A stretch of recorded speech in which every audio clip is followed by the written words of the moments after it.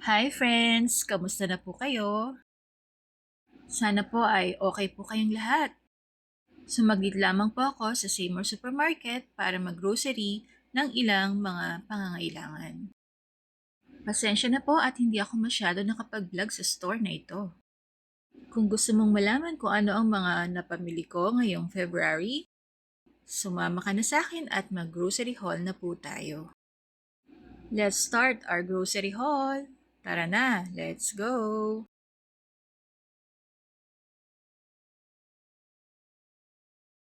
Umpisahan na po natin. Kumuha po ako ng isang gardenia bread sa halagang 85 pesos. Kumuha po ako ng tatlong modest, 196 pesos each.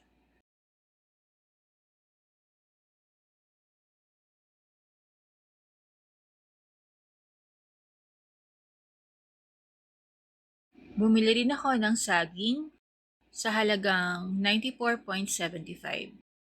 Hindi ko po sigurado kung mura na po ang nabili kong saging sa halagang 112 pesos per kilo.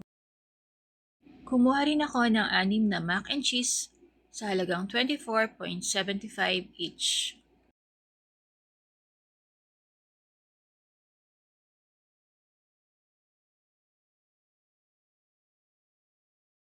Kumuha ako ng isang Tiffany Mamon sa halagang 53.50 pandan flavor.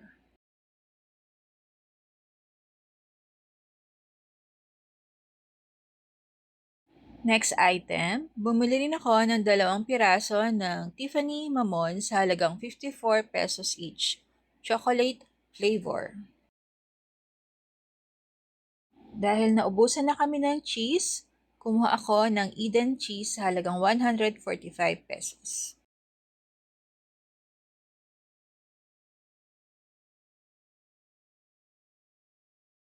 Dahil naubusan na rin ako ng chicken powder, kumuha ako ng isa, 42.50. Bumili rin ako ng pan de rosa, 56 pesos.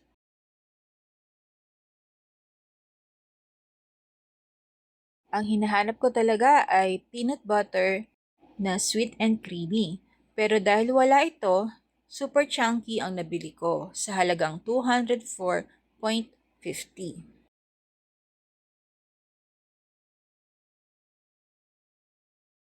Dahil wala na rin akong black pepper powder, kumuha ko ng isa sa halagang 42 pesos. Ito na po lahat ang mga nabili ko ngayon sa Seymour Supermarket ngayong February 2024. At ang total amount ng binayaran ko ay 1,567.75 centavos. Maraming salamat po sa pagsama sa akin sa ating mini grocery haul.